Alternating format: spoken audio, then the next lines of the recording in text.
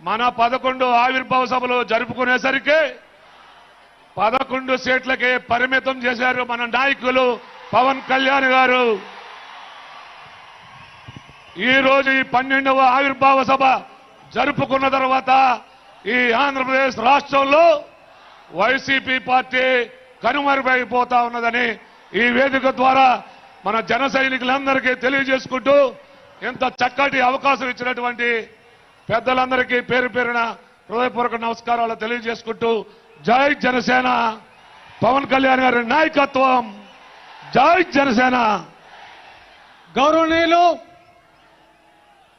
మన రాష్ట్ర MSME corporation chairman Shri T Shivashankar గారిని ప్రసంగించాల్సిందిగా కోరుచున్నాం. దయచేసి వక్తలు 2 నిమిషాలు మాత్రం సమయం తీసుకోవాలని విజ్ఞప్తి చేస్తున్నాం.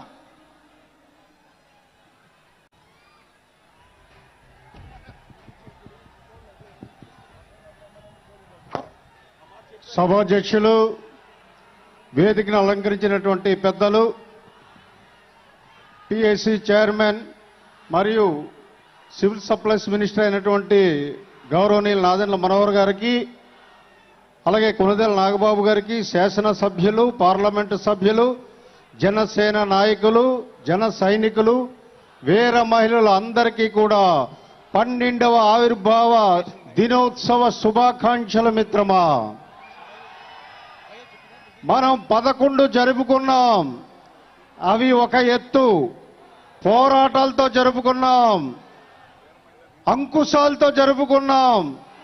ఆవిర్భావ సభ జరుపుతామంటేనే ఎన్నో అడ్డంకులు సృష్టించేవి ఎప్పుడు ప్రభుత్వం.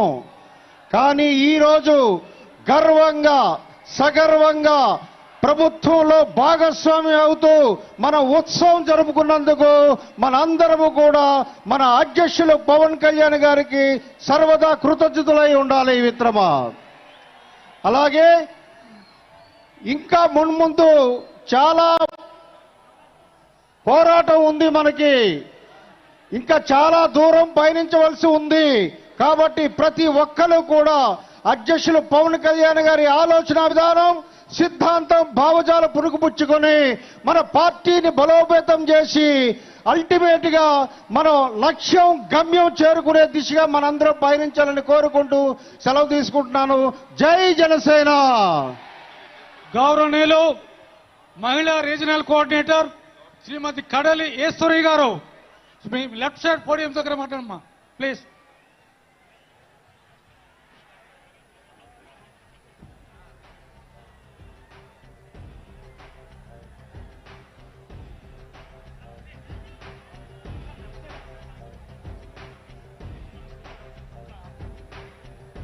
బాబు దయచేసి వాలంటీర్స్ అక్కడ చూడాలి. Left side, stage left side.